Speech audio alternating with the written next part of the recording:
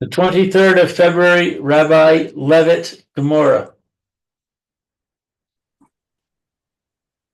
Oh, okay. Welcome back, Lou. Thank you, Phil. How you doing? I'm okay. Good. You can figure where you want to start because me and the rabbi have gotten pretty far ahead of you guys. Okay. Well, my bookmark shows we were on Tet Vav Amid Aleph. Okay. Ted Bob Aleph. Yeah. Okay. Let me take a look at where I've got us at. Oh, wow.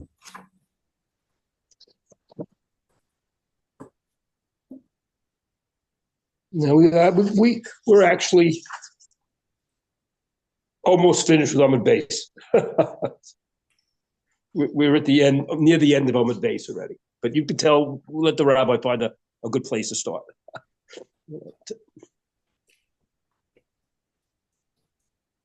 Um,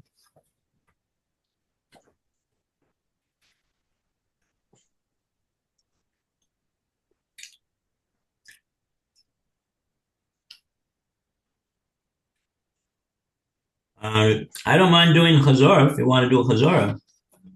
You could do Chazara from a certain place. I figure out where you want to do Chazara from.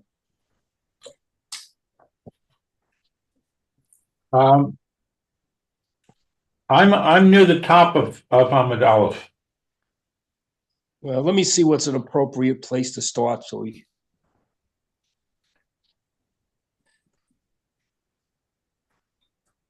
I want Ravashi. Where? Let me take a look because let Ravashi. me take a look. Yeah, but at least I got to see where the cases go. You know, Or that's the Rashi question.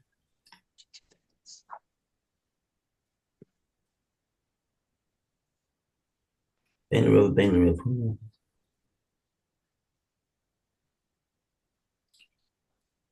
You have, where do you have starting at? I'm trying to find it in the Hebrew.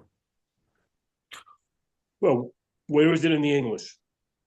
It's on the 15A1 left-hand column, last paragraph.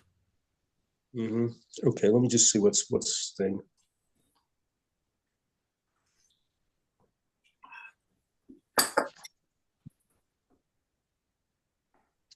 Well, that's going to be in the middle. So if anything, you're going to start. It makes sense to start on the right column, where the paragraphs begin. But we've done a lot of that since then. A lot more things.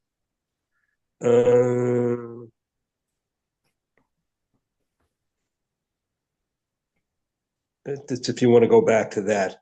The other place, what really starts are issues which really talked a lot about the shvach with the shevach, which that is not talking about the shevach, would be continuing further a little later. So do you want to go that far back or just a little bit later than that, where a main section starts?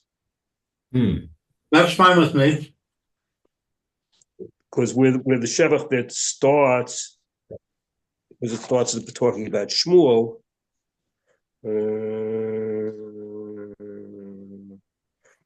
I would start at 15A2, where it says the Gemora now returns.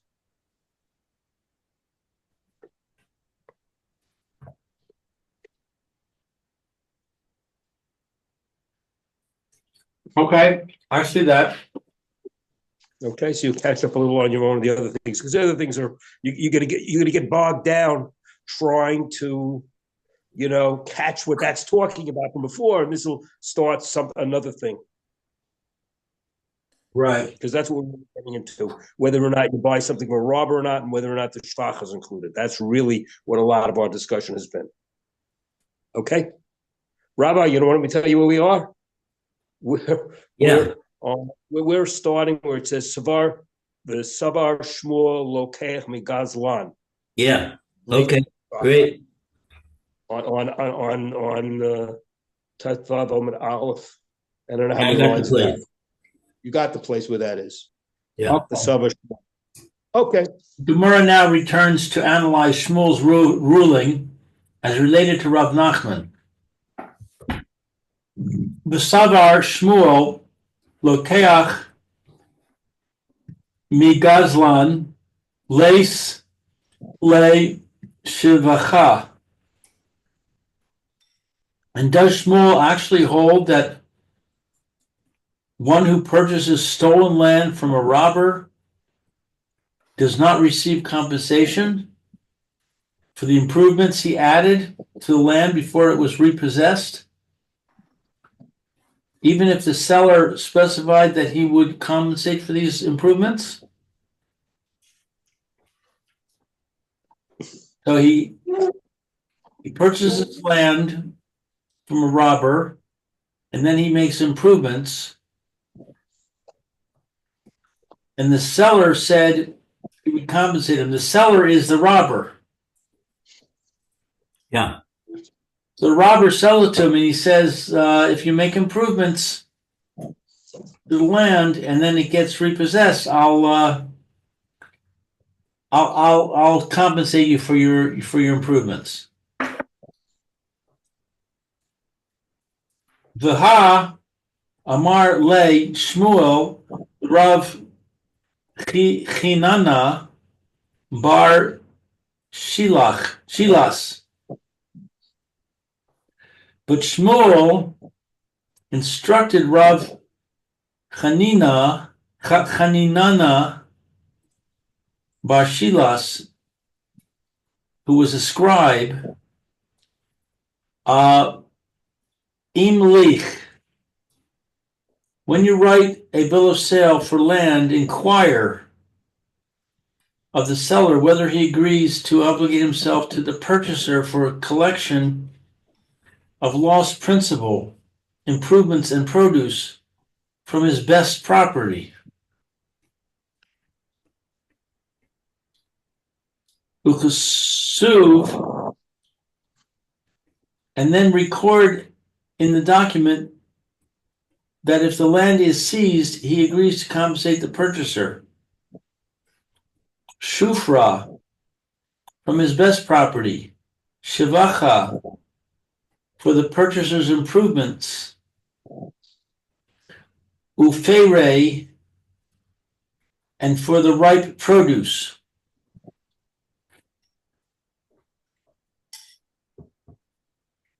So, there's a steer in Shmuel.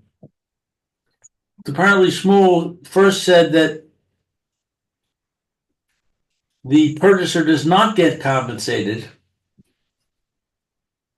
And now he's saying that they tell the scribe to make sure he writes in the document that the purchaser does get compensated.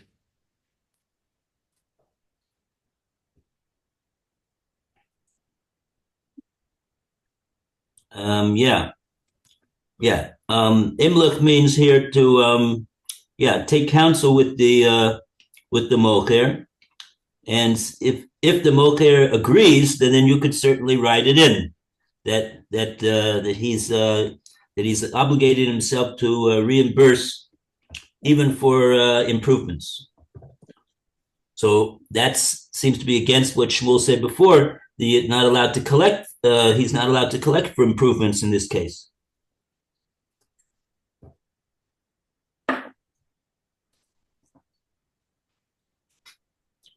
Okay, do we have any Rashi? Go back, yeah. Going back so where to find out.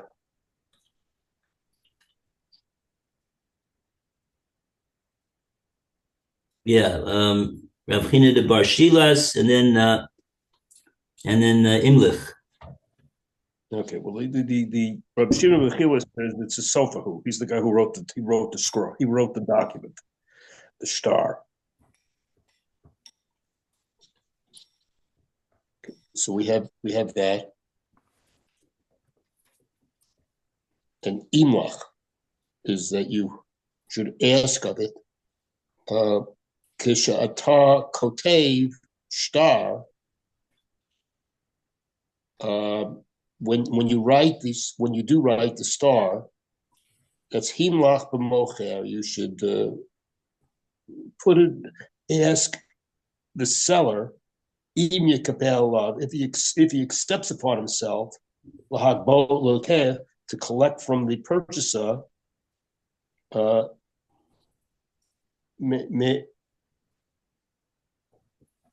mispar nichso, the amount of his properties, karna, that's the keren, the shivcha, and the improvements, Okay. pre and his in the produce, im yiter puvu mimenu, if you try to approve it from him. I know the shivcha or peri.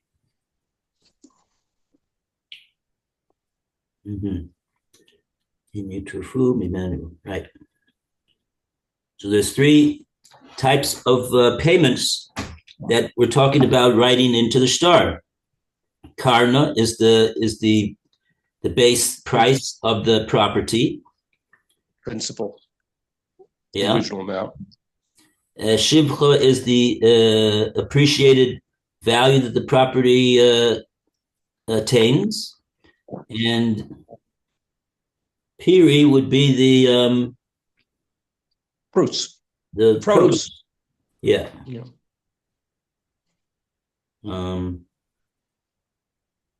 Yeah.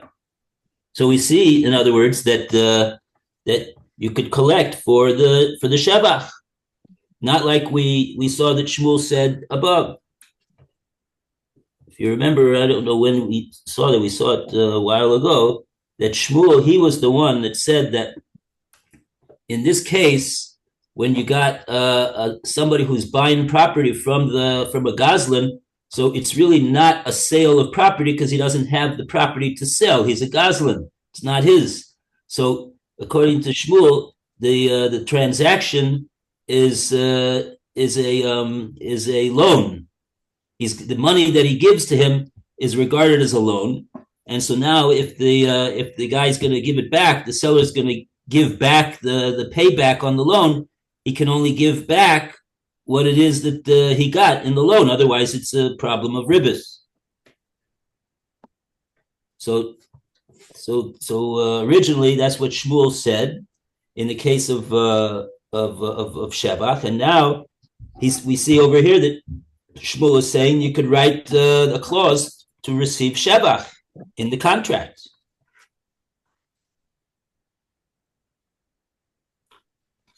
So now, let's see what the Gemora has to say about this. So the Gemora explains Shmuel's instructions. B'mai, what are we dealing with?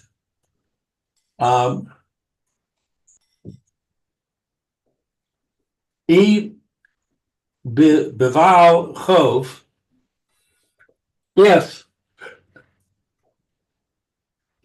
he referred to seizure by a creditor. How are you?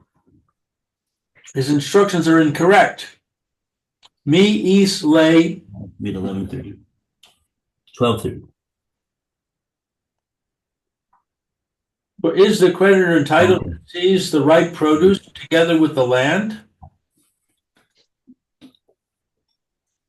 Vaha Mer Shmuel. Shmuel said, Baal Chov Gove Es Hashevach.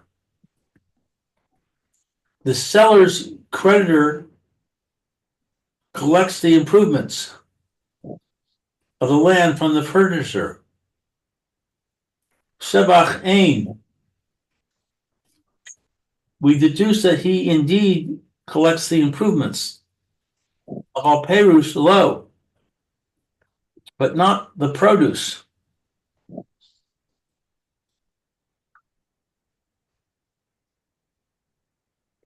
Ella Lav Bilokeach Mi Gazlan.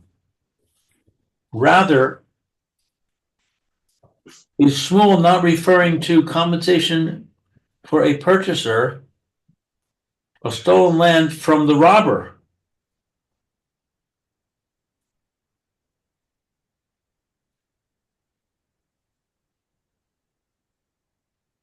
So he's saying that the robber's going to compensate him?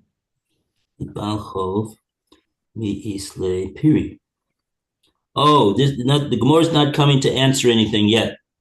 The Gemara is coming to explain what's the case that we're talking about over here that Shmuel said to describe, to write down Shufra, Shivcha, and Piri in the star.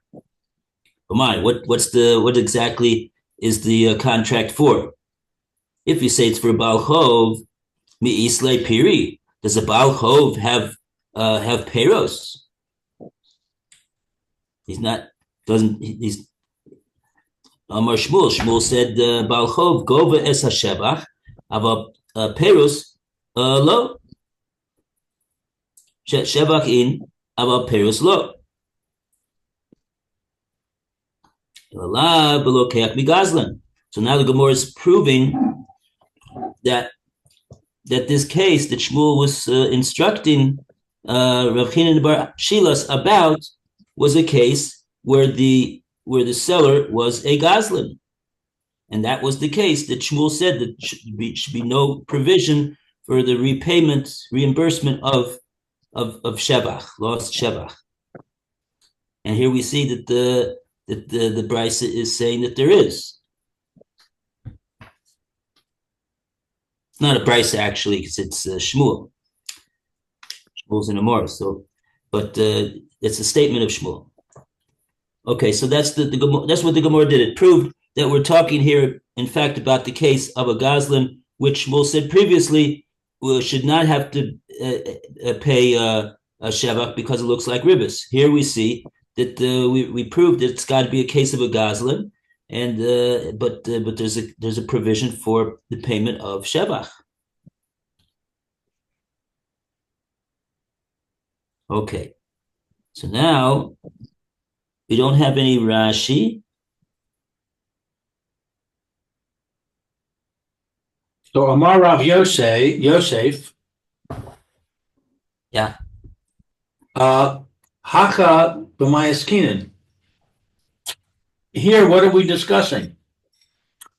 Kigon sheyesh lo karka. For instance, when the robber has land. In other words, the land can be used to pay.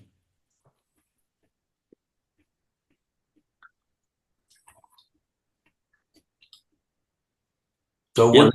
why is that? What does that matter? Yeah, here we have a Rashi. Kagon sheyesh lo karka.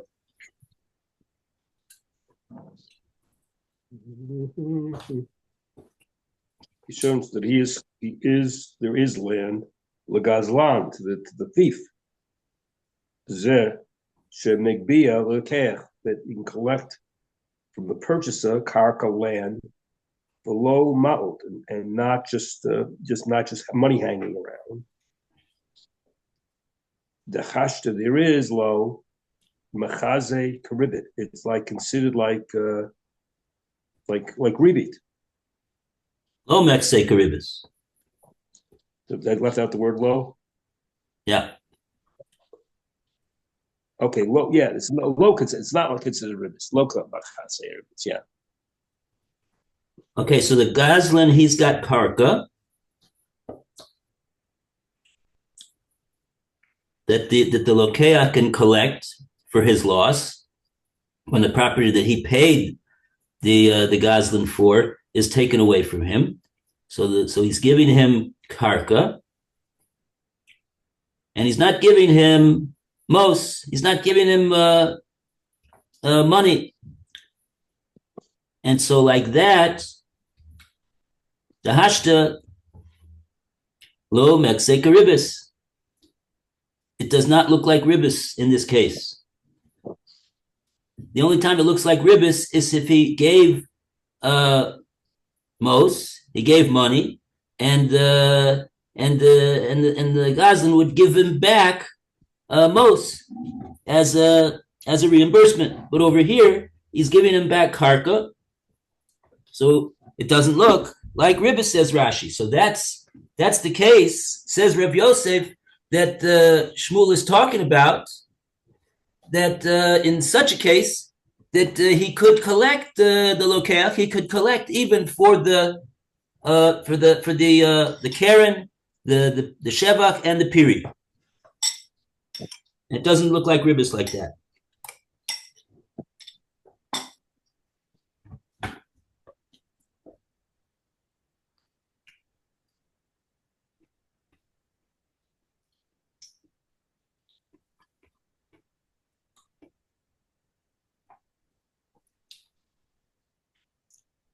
It's an interesting answer because it sounds like they're not up to that yet. They're talking about writing in the contract a provision for being able to collect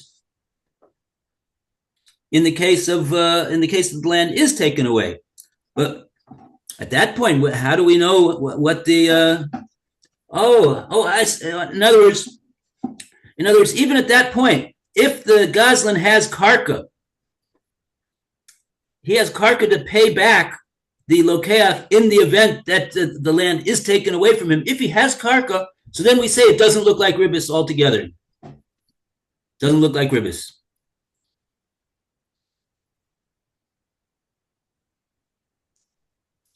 Now, okay?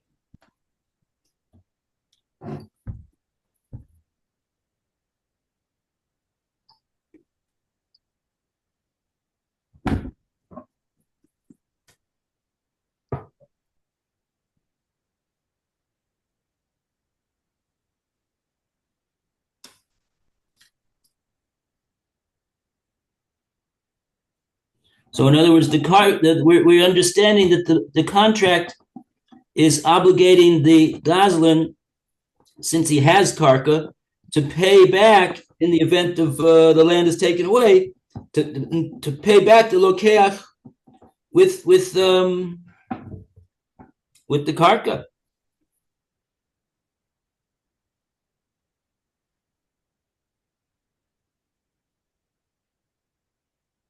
Okay.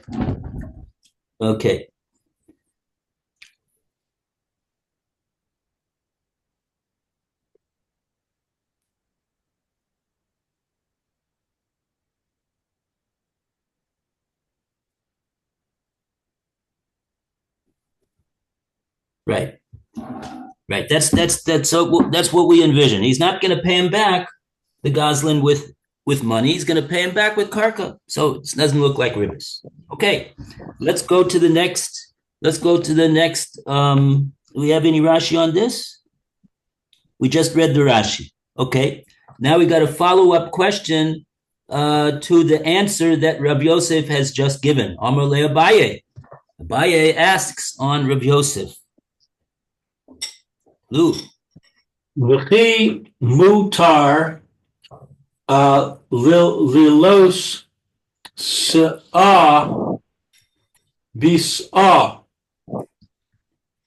And is it permitted to loan a saw of grain for payment of a saw of grain at a later date? The makom sheyesh lo karka, in a situation where the borrower has land and will pay the land equivalent to the value of a saw of grain, even this is forbidden as interest. Likewise, the interest appearing compensation for improvements should not be permitted even if the seller offers land and not money in compensation.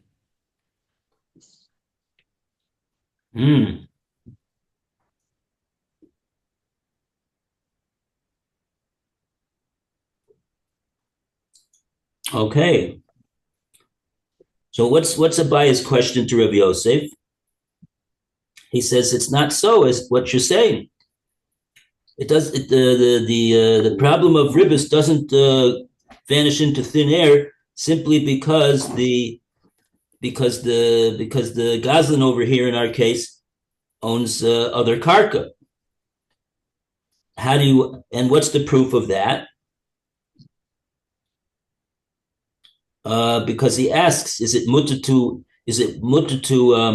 lend a certain amount of grain called a saw and be paid back with a saw? It's forbidden. It's forbidden.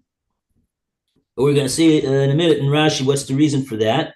But bimkom sheyesh lo karka, and it's also likewise forbidden, even if the borrower has karka in his possession. That doesn't mean that the lending of the saw is going to be permissible.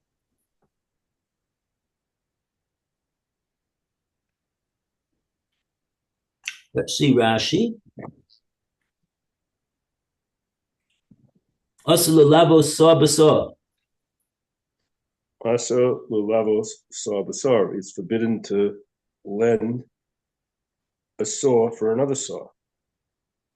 Shema yukron chati. Maybe the price of wheat will go up, and there'll be ribbit involved in that.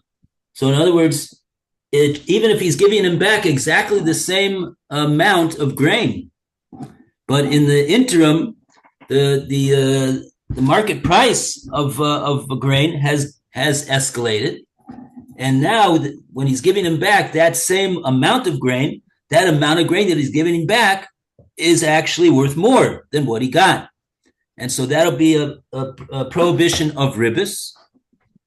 In that case, even the agreement itself, because we're worried that maybe it will go up.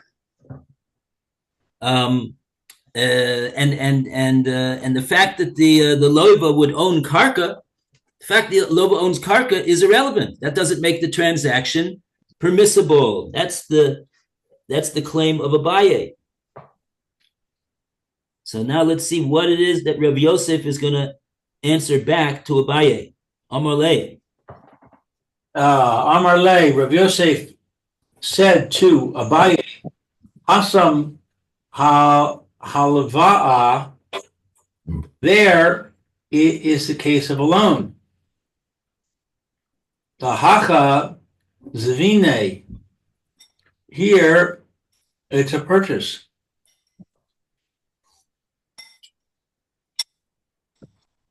Right. So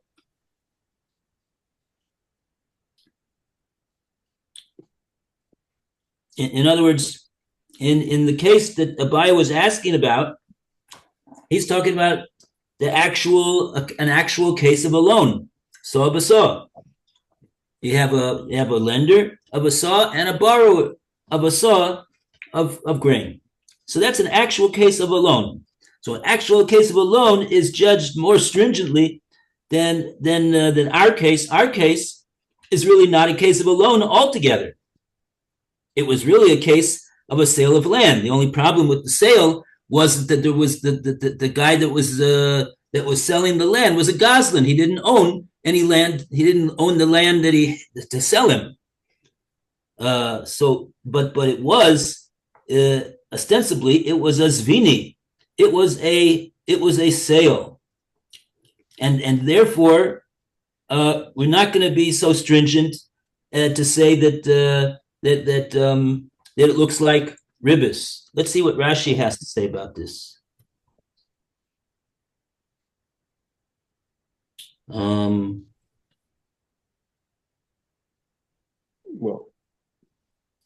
It's just a 4-word Rashi.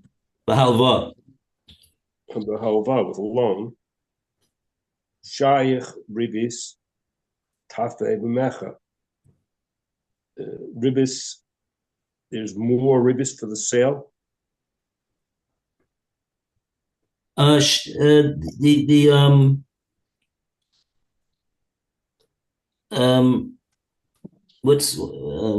this Rashi? B'halva shayach ribis tfei mimecher. The whole prohibition of ribis is much more relevant and connected to a case of a loan than to a case which is a sale of something. Yeah, usually a sale, you don't have ribis involved in a sale. When you buy something, prices always go up and down. And it's not considered ribis. It's not the same issue, really. You Yeah. know, at the market at the time, people are willing to pay more. It's not controlled as much by the prices, going up and down.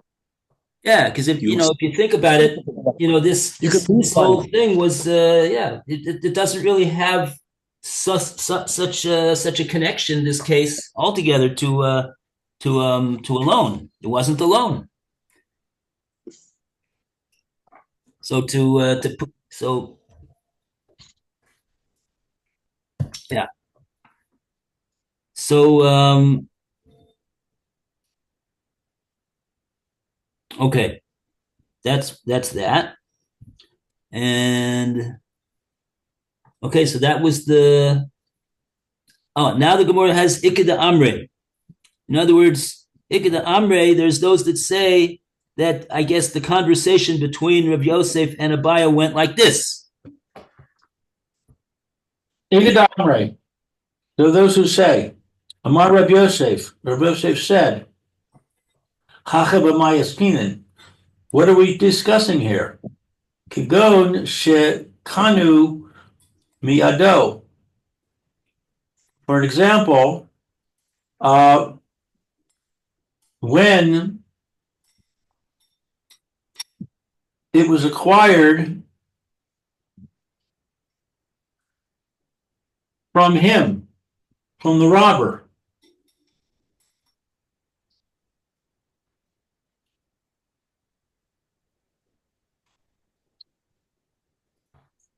Oh, what's this Kana Biodo all about exactly? There should be a Rashi here. Yeah. Rashi's going to flesh in the details over here, hopefully. Shekana he acquired from his hand. Shekana he acquired from his hand.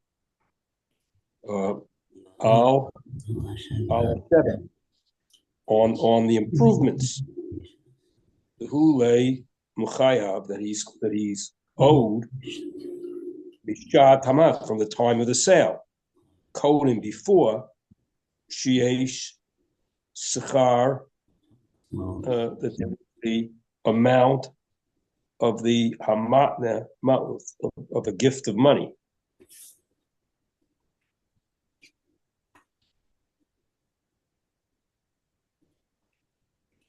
Okay, so Rashi doesn't really explain us what is this Kona Miyadu all about. What's happening over here? He says that it has to do with the Shevach, Ala Shevach, but he doesn't really explain what this is all about. So we have to explain what it's all about. Shmuel is saying, in this case, according to Rabbi Yosef, that we're talking about a specific situation called Kona Miyadu. What is Kona Miyadu? That means at the time that the sale was made, the mocher, in order to push through the deal, he's trying to sell this land that he doesn't own. He pushes through the deal by obligating himself by making a formal kinyan, an acquisition that he is prepared to reimburse the lokeach if anything goes wrong with the deal. So you'll ask, so why is this make it that there's no ribus now? That's what Rashi's issue is. That's what Rashi is explaining over here. So Rashi says, let's read the words of Rashi again. Rashi says, Kono miyodo ala shevach. All right, he's making a formal kinyan. He's making an acquisition that he's formally responsible for the shevach at the time, and he's making this at the time of the actual sale. So says Rashi, Havole mechuyev mishas hamecher. This is making the seller obligated in this matter already from the time that the sale is made. And Rashi points out, what's the significance of that? Kodem sheyesh schar hamtonos amos. This is even before there would be any profit to be gained by the fact that he's waiting for his money. Because that's really what Ribis is all about, isn't it? Jew number one lends Jew number two money, and he charges him Ribis. What's the whole idea of the Ribis? Because you're using my money. I'm waiting for you to give me back my money that I gave you. So that costs money. So that's called schar hamtonas amos. So that's Ribis. But over here, says Rashi, in this case, he already obligated himself to give back this shevach, not connected to the fact that he's waiting to get anything back. He's obligated himself right now beforehand. So like that, it's clear in the deal that it's not because he's waiting for his money. And when I say he, we're really referring to who? We're really referring to the lokeach. He's waiting to get paid back, so to speak, for the money that he gave the Goslin for the land. Because remember, we're looking at the sale of the land, which wasn't really a sale because there was no land to sell, as a loan. So if the one who's getting the money, he's already making a kinyan on the paying back of the shevach at the time of the sale. It's got nothing to do with waiting for your money. And so therefore, like that, we say that the lokeach is allowed to take that money, to take that shevach. So this is a totally new answer that Rav Yosef is giving that we'd never heard before. Okay. Shkoyach. Thank you, Phil. Welcome back. Thank you, Phil. Have a good day. Good day. Amen. Everybody have a good day.